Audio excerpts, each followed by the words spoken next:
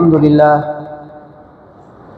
لله الذي خلقكم لأمر عظيم وهياكم لشان جسيم، خلقكم لمعرفته وعبادته وأمركم بتوحيده وطاعته، وأخذ على ذلك مواثقكم وارتهن بحقه نفوسكم، فالسعيد من أقبل على شانه وعسى دواعي نفسه وشيطانه، وصلب المسلمون من يده ولسانه. فالله أتوب إلى بارئكم من نسيانكم وإساءتكم واستغفروه إنه كان غفارا، واستجيبوا له فقد دعاكم. أعوذ بالله من الشيطان الرجيم. بسم الله الرحمن الرحيم. يا أيها الذين آمنوا قوا أنفسكم وأهليكم نارا وقودها الناس والحجارة عليها ملائكة غلاظ شداد لا يعصون الله ما أمرهم ويفعلون ما يؤمرون. وقال النبي صلى الله عليه وسلم: ما نحل والد ولدا من نحل أفضل من أدب حسن، أو كما قال عليه الصلاة والسلام. معزز سامعین کرام، میرے دینی بھائیوں اور نوجوان ساتھیوں، آج آپ حضرات کے سامنے جس عنوان کا انتخاب کیا ہے وہ ہے حالات حاضرہ میں اولاد کی تربیت کیسے کی جائے۔ میرے بھائیوں، ہمارے اور آپ کے آقا جناب محمد رسول اللہ صلی اللہ علیہ وسلم اپنے احادیث کے ذریعے، اپنے باتوں کے ذریعے سے ہماری اور آپ کی بہت زیادہ رہنمائی فرمائی ہے۔ انہی باتوں میں سے ایک بات یہ ہے کہ ایک والد اپنے لڑکے کو جو چیز دیتا ہے اس میں سب سے اہم اور سب سے قیمتی چیز کیا ہے؟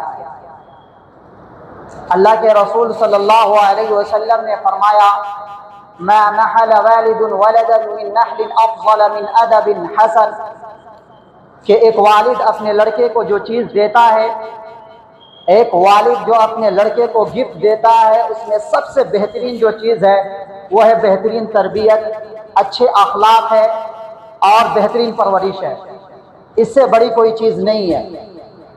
لیکن آج ہمارے معاشرے اور سماج کے اندر، آج ہمارے سوسائٹی کے اندر جائزہ لے تو سوسائٹی کیا پوری دنیا کا جائزہ لے آپ تو 2 سے 4% ایسے لوگ ہیں جو اپنے لڑکے کے، اپنی اولاد کی تربیت کے فکر مند ہوتے ہیں، ورنہ اکثر لوگ ایسے ہیں جو اس فکر میں ہے کہ ہم اپنے بچوں کے لیے کچھ کریں۔ قرآن کی تلاوت کرنے والے ہو، نماز پڑھنے والے ہو، لوگوں کی خدمت کرنے والے ہو، اچھے اخلاق ہو، اس کے بارے میں نہیں سوچتے ہیں۔ وہ کیا سوچتے ہیں کہ میں اپنے بچوں کے لیے کچھ کروں، اور وہ کیا کرتے ہیں؟ یا تو بچوں کے لیے زمین خریدتے ہیں، یا بچوں کے لیے مکانات بناتے ہیں، یا بچوں کے لیے گاڑیاں خریدتے ہیں، یا بینک بیلنس کرتے ہیں۔ میرے بھائیو، اسلام میں ناجائز نہیں ہے، آپ خوشی خوشی اس کام کو کریں۔ آپ اپنے بچوں کے لیے زمین بھی خریدیے، آپ اپنے بچوں کے لیے مکانات بھی بنوائیے، آپ اپنے بچوں کے لیے گاڑیاں بھی خریدیے، آپ اپنے بچوں کے بینک بیلنس کی فکر بھی کیجیے، لیکن ان تمام چیزوں سے پہلے جو سب سے اہم اور سب سے قیمتی چیز ہے وہ ہے تربیت، کہ ہم اپنی اولاد کی بہترین تربیت کریں۔ ایک والد اپنے بچوں کو اچھی تربیت کر دیتا ہے، اچھی تعلیم دے دیتا ہے، اور وہ کچھ نہیں کرتا، اس کے لیے نہ زمین خریدتا ہے، اس کے لیے نہ مکانات بنواتا ہے، اس کے لیے نہ گاڑیاں خریدتا ہے، بس یوں کیا کیا؟ اچھی تعلیم دے دی، اچھی تربیت دے دیا، اس کے بعد چھوڑ دیا۔ وہ بچہ اپنی تعلیم کی بدولت، اپنی تربیت کی بدولت وہ بچہ زمین بھی خرید سکتا ہے، مکانات بھی بنوا سکتا ہے، بینک بیلنس بھی کر سکتا ہے۔ شرط یہ ہے کہ اچھی تربیت ہو۔ اگر ہم اچھی تربیت نہیں کرتے ہیں، اچھے اخلاق نہیں سکھاتے ہیں، اسلام نہیں بتاتے ہیں، تو یہ ہمارے لیے مصیبت ہے۔ یہ خود اس کے لیے بھی مصیبت ہے، یہ ہمارے لیے بھی مصیبت ہے میرے بھائیوں۔ اس لیے ہمیں اور آپ کو چاہیے کہ ہم کوشش کریں کہ ہم اپنی اولاد کی صحیح تربیت کریں، ہم اپنے اولاد کو بہترین اخلاق سکھائیں، ہم اپنے اولاد کے ذہن میں یہ بات بٹھائیں کہ لوگوں کی خدمت کریں۔ جب ہم یہ کوشش کریں گے اور کوشش میں ناکام ہو جائیں گے کہ ہم یہ کوشش کر رہے ہیں کہ ہم اپنے بچوں کو بہترین تربیت سکھائیں، اچھے اخلاق سکھائیں، اچھی تعلیم دیں، لیکن کوشش کے باوجود بھی ہماری بات مؤثر نہیں ہو رہی ہے، تو کل قیامت کے دن رب کے بارگاہ میں ہم جواب دینے کے قابل رہیں گے۔ کل پوچھا جائے گا ہم سے کہ بتاؤ تمہاری اولاد ایسی ہو گئی، تمہاری اولاد ویسی ہو گئی، تم کیا کر رہے تھے؟ اس وقت ہم یہ جواب دے سکتے ہیں، مولا ہم نے تو کوشش کی، ہم نے تو تربیت سکھانے کی کوشش کی، ہم نے اخلاق سکھانے کے لیے ڈرتے رہے مولا، لیکن ہماری بات مؤثر نہ ہو سکی تو ہم کیا کریں؟ تو کل قیامت کے دن ہم نہیں پکڑے جائیں گے، ہماری اولاد پکڑی جائے گی۔ لیکن آج ہمارے معاشرے اور سماج کے اندر کیا ہے؟ میں کیا کر رہا ہوں اس کو دیکھتے ہیں لوگ، میں کیا کھا رہا ہوں اس کو دیکھتے ہیں، لیکن خود میں نہیں دیکھتے کہ میں کیا کر رہا ہوں، میرے اندر کیا کمی ہے۔ میرے بھائیوں، دوسروں کو دیکھنے سے پہلے خود اپنے آپ میں دیکھیے کہ ہمارے گھر کے ماحول کیسے ہیں، ہماری عورتیں کیسی ہیں، ہمارے بچوں کی تربیت کیسے ہیں، ہمارے جو دوست ہیں، ہمارے جو تعلقات ہیں وہ کیسے ہیں، اس کی فکر کرنے کی ضرورت ہے میرے۔ لیکن ہم فکر دنیا کی کرتے ہیں، اپنے بچوں کی فکر نہیں کرتے۔ میرے بھائیو، اللہ کے رسول صلی اللہ علیہ وسلم نے فرمایا کلکم راع وکلکم مسئول عن رعیتہ، کہ ہر شخص ذمہ دار ہے اور ہر ایک سے اس کی ذمہ داری کے بارے میں پوچھا جائے گا قیامت۔ تو اصل بات یہ ہے کہ سب سے پہلے خود ادب سیکھے۔ اگر ہم خود، ہمارے اندر وہ چیز نہیں ہے، ہمارے اندر اچھی تربیت نہیں ہے، تو ہم اپنے بچوں کو کیسے تربیت دے سکتے ہیں؟ اس لیے ضرورت اس بات پر ہے کہ ہم سب سے پہلے خود اچھی تربیت کریں اپنے آپ میں۔ جب ادب ہم سیکھ لیں گے تب جا کر کے ہم اپنے بچوں کو بھی صحیح تربیت کر سکتے ہیں، صحیح ادب سکھا سکتے ہیں۔ ایک روایت میں ہے کہ تم اپنے بچوں کی تربیت 3 چیزوں کے ذریعے سے کرو۔ ادبوا اولادکم علی 3 خصال، کہ تم اپنی اولاد کی پرورش کرو 3 چیزوں پر۔ حب نبیکم، نبی علیہ الصلوۃ والسلام کی محبت۔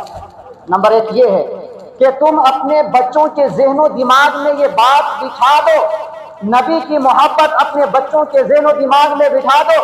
جب تمہاری اولاد نبی کی محبت سے سرشار ہو جائے گی تو تمہاری اولاد گمراہ نہیں ہوگی۔ جب ہم نبی کی محبت اپنے بچوں کے ذہن و دماغ میں بٹھا دیں گے تو ہمارے بچے ابتدار اختیار نہیں کریں گے۔ اور نمبر 2 حب اہل بیتی، اور نبی علیہ الصلوۃ والسلام کے گھرانے کی محبت، نبی علیہ الصلوۃ والسلام کے فیملی کی محبت تم اپنے بچوں کے ذہن و دماغ میں بٹھا دو۔ جب یہ تم کام کرو گے تمہارے بچوں کی تربیت اچھی ہو جائے گی۔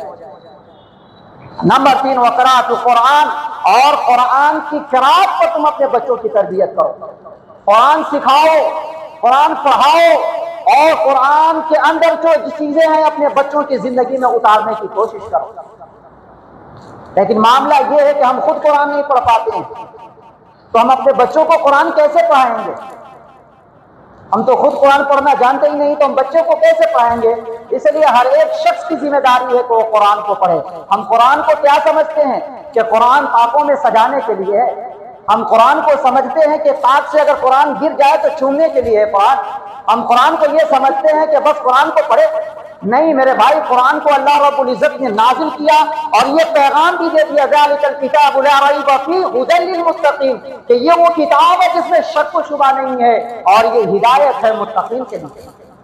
جب یہ ہدایت ہے تو ہم قرآن کو سیکھیں گے، قرآن کو پڑھیں گے، اور قرآن کو پڑھنے کے بعد اس کو سمجھنے کی کوشش کریں گے، اور سمجھنے کے بعد ایک سے دوسرے لوگوں تک ہم پہنچانے کی کوشش کریں گے۔ یہ ہماری ذمہ داری ہے۔ اور ہم اپنے بچوں کی تربیت کی فکر نہ کرتے نہیں ہیں۔ نبی کی محبت تو ہمارے اولاد کے ذہن و دماغ میں ہے نہیں، اس لیے آج آپ دیکھیں، آج سوشل میڈیا کا زمانہ ہے، سوشل میڈیا پر آپ دیکھتے ہوں گے کہ مسلمان بچی غیر کے ساتھ شادی کر کے امتیاز اختیار کر رہی، غیر مسلم بن رہی ہے، اسلام مذہب کو چھوڑ رہی ہے۔ کیوں؟ کیونکہ ہم نے اپنے بچیوں کے ذہن و دماغ میں اسلام کو نہیں بٹھایا ہے۔ ہم نے اپنے بچیوں کے ذہن و دماغ میں نبی کی محبت کو نہیں بٹھایا ہے، اس لیے وہ اسلام کے مرتبہ کو سمجھتی نہیں ہے، اس لیے وہ مذہب اسلام کو چھوڑ کر کے کسی دوسرے مذہب میں چلی جاتی ہے۔ ہم کیسے والدین ہیں بتائیں ہم کس طریقے سے اپنے بچوں کی تربیت کر رہے ہیں کہ ہمارے بچے ہماری مذہب کو چھوڑ کر کے کسی دوسرے مذہب میں جا رہے ہیں؟ ہم کیا کر رہے ہیں؟ ہم یوں ہی بیٹھے ہوئے ہیں، کوئی فکر نہیں ہے۔ یاد رکھیے میرے بھائی، ہر شخص اپنے گھر والوں کی ذمہ دار ہے، اپنے فیملی کے ذمہ دار ہے، اور ہر شخص سے پوچھا جائے گا۔ اس لیے ووٹ آنے سے پہلے ابھی وقت آنے والا ہے کہ ہمارے بچے اسلام سے نفرت کریں گے، ہمارے بچے نبی علیہ الصلوۃ والسلام کے طریقے سے نفرت کریں گے، ہمارے بچے نبی علیہ الصلوۃ والسلام کے لباس سے نفرت کریں گے۔ اس لیے اس وقت کو آنے سے پہلے ہم اپنے گھروں کے اندر وہ ماحول بنائیں کہ ہمارے بچے اسلام سے محبت کرنے والے بن جائیں، ہمارے بچے نبی سے محبت کرنے والے بن جائیں، ورنہ دن بدن ہمارے بچے اقتدار اختیار کرتے چلے جائیں گے میرے بھائی۔ اس لیے ہماری ذمہ داری ہے کہ ہم تو نیک بنے، لیکن نیک بننے کے ساتھ ہم تو نمازی بنے، نمازی بننے کے ساتھ ہم اپنی اولاد کو بھی نمازی بنائیں۔ میرے بھائیوں، اللہ تبارک و تعالیٰ جب کوئی خاص حکم ایمان والوں کو فرماتا ہے تو بہت پیارے انداز میں خطاب فرماتا ہے۔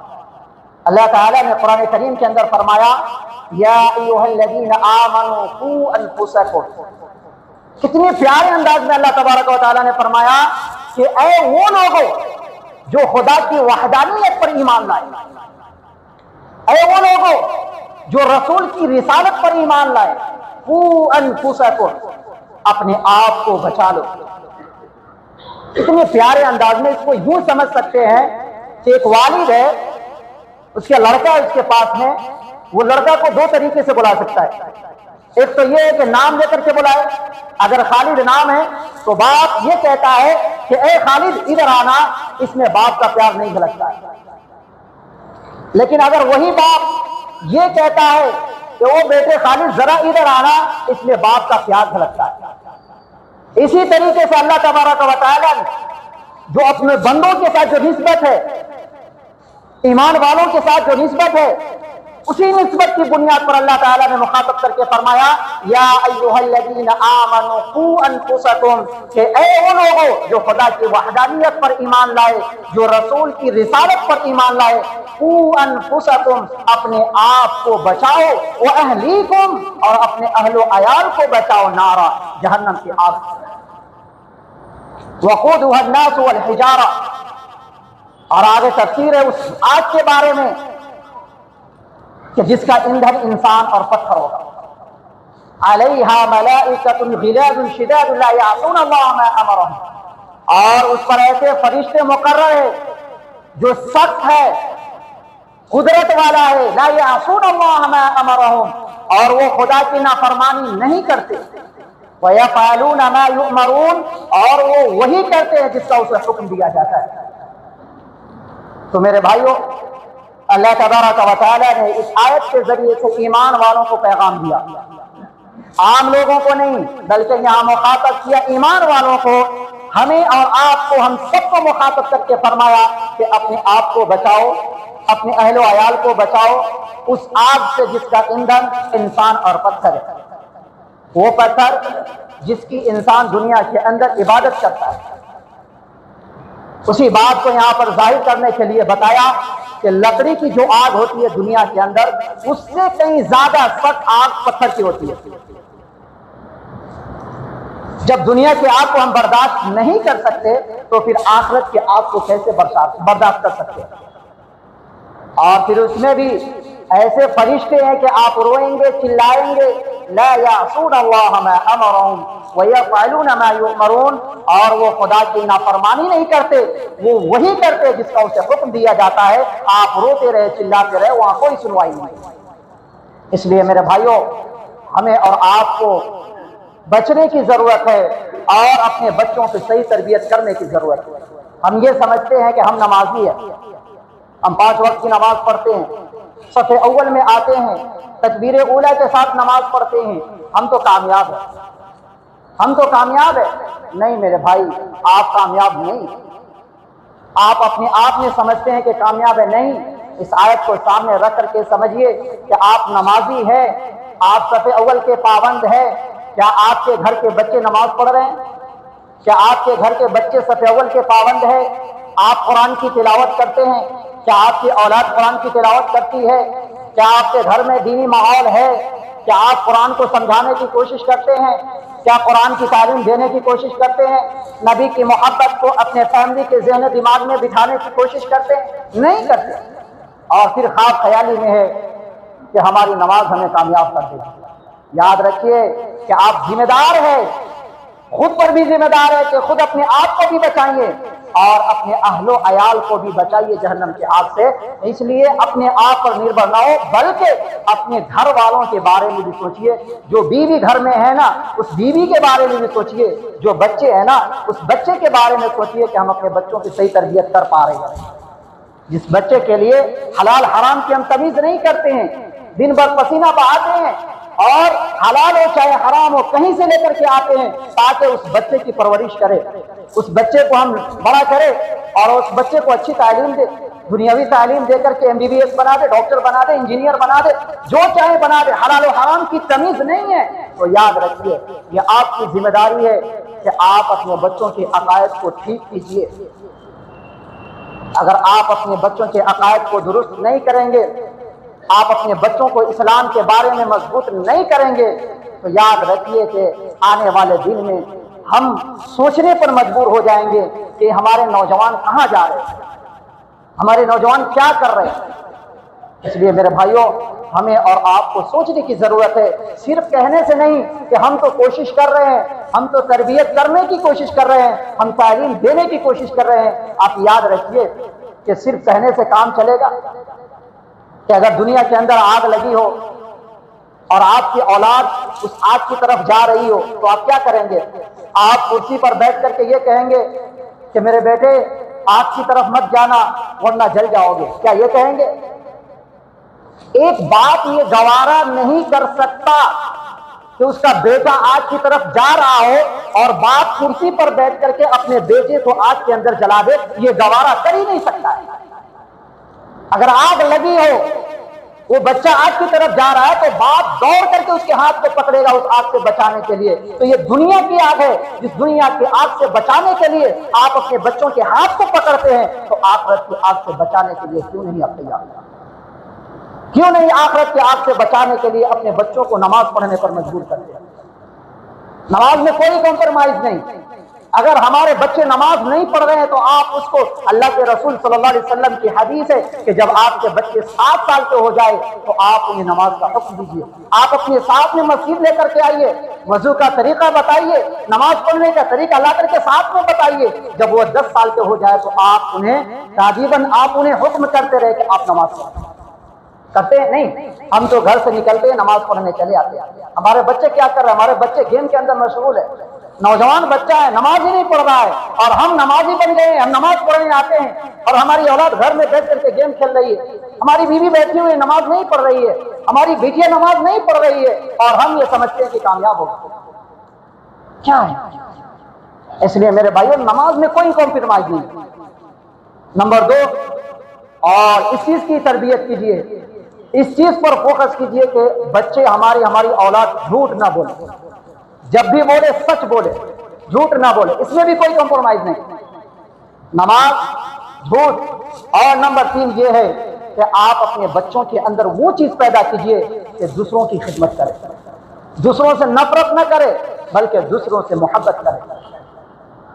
اس طریقے سے ہم اپنے بچوں کی تربیت کریں گے تو انشاءاللہ تعالی ہم بھی کامیاب ہوں گے، ہمارے بچے بھی کامیاب ہو جائیں گے، ہم سب جنت میں جانے والے بن جائیں گے۔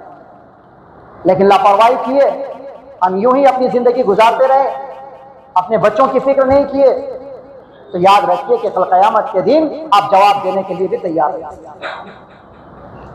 میرے بھائیوں، آج ہم یہ سمجھتے ہیں ہم دین کی تعلیم تو دیتے نہیں اپنے بچوں کو، ہم دین سے بہت دور ہوتے چلے جا رہے ہیں۔ اگر 100 آدمی ایک ساتھ میں ہیں تو اس میں 5 آدمی ایسے ہوں گے جو اپنے بچوں کو دینی تعلیم دے رہے ہیں، ورنہ ایسے ہیں کہ سب ایسے ہی ہے جو دنیاوی تعلیم کے پیچھے پڑے ہوئے ہیں۔ آپ کو روکتے نہیں دنیاوی تعلیم سے، آپ پہلے اپنے بچوں کے عقائد کو ٹھیک کیجئے، آپ اپنے بچوں کو اس طریقے سے تیار کیجئے نبی کی محبت اس کے ذہن و دماغ میں بٹھا دیجئے، اسلام سے محبت سکھائیے، اس کے بعد چھوڑیے اس کو دنیا کے اندر، دنیا کے کسی بھی یونیورسٹی میں جا کر کے، دنیا کے کسی بھی کالج میں جا کر کے وہ نہ گمراہ ہوگی، نہ وہ ارتداد اختیار کرے گی، وہ اپنے ایمان پر قائم رہے گی ہماری اولاد۔ شرط یہ ہے کہ پہلے اس کو مضبوط کرے اسلام کے معاملے میں، اس کے عقائد کو ٹھیک کرے، نبی کی محبت کو اس کے ذہن و دماغ میں بٹھائے، تو ہماری اولاد نہ ارتداد اختیار کرے گی، ہماری اولاد گمراہ نہیں ہوگی۔ ہم شکایت کرتے ہیں کہ ہم اپنے بچوں کو کہاں ڈالیں جہاں ہمارے بچوں کے عقائد ٹھیک ہو، جہاں ہمارے بچے انجینئر بھی بن جائے، جہاں ہمارے بچے ڈاکٹر بھی بن جائے، لیکن افسوس تو یہ اس بات پر ہے کہ ہمارے پاس ہے ہی نہیں، ہمارے پاس وہ چیز نہیں ہے کہ ہم اپنے بچوں کو اس میں داخل کر کے ہم ڈاکٹر بھی بنا سکے، انجینئر بھی بنا سکے، اور ساتھ میں عقائد بھی درست کر سکے، ہمارے پاس نہیں ہے۔ اللہ نے جس کو پیسہ دیا ہے ان کو تو سوچنے کی ضرورت ہے کہ ہم کوئی ایسے ادارے قائم کریں کہ جہاں ہماری بیٹیاں، جہاں ہمارے بیٹے اپنے عقائد کی درستگی کے ساتھ ساتھ ڈاکٹر بھی بن سکیں، لیکن ہمارے پاس وہ چیز نہیں ہے، لیکن ہم سوچتے نہیں ہیں، ہم فکر مند ہے نہیں، ہم اپنے بچوں کو جہاں تہاں ایڈمیشن کرا دیتے ہیں، وہاں جائیے، صبح میں آپ جا کر کے پی ٹی میں دیکھیے کس طریقے سے شرکی الفاظ استعمال کیے جا رہے ہیں، بلوائے جا رہے ہیں ہمارے بچوں سے، فکر بھی نہیں ہے۔ اس لیے میرے بھائیوں، ہمیں ایک ایسے ادارے کی ضرورت ہے جہاں سے ہمارے بچے ڈاکٹر بنے تو قرآن کی تلاوت کرنے والے، قرآن کو سمجھنے والے، نبی سے محبت کرنے والے بن کر کے وہاں سے نکلے۔ دونوں چیزوں کو جب لے کر کے سامنے آئیں گے تو نہ گھوس کھائیں گے، ہمارے ڈاکٹر جو ہوتے ہیں نہ زیادہ فیس لیں گے، انجینئر بنیں گے نہ زیادہ پیسے لیں گے۔ کیوں؟ کیونکہ وہ اسلام کو سمجھیں گے اور اسلام کے اکارڈنگ وہ اپنی زندگی کو گزاریں گے اور اپنی کام کو بھی کریں گے۔ تو ہمیں فکر کرنے کی ضرورت ہے کہ ہمارے نیپال میں بھی ایسے ادارے ہو جہاں سے ہمارے بچے یہ چیز کر سکے اور آسانی کے ساتھ یہ کام کر کے نکل سکے۔ میرے بھائیوں، دعا کرے کہ اللہ رب العزت ہمیں اور آپ کو اپنے بچوں کی صحیح تربیت کرنے کی توفیق عطا فرمائے اور ہمیں سوچنے کی توفیق عطا فرمائے کہ ہم کس طریقے سے ہم اپنے بچوں کے لیے یہ ادارے ایسے قائم کر سکیں۔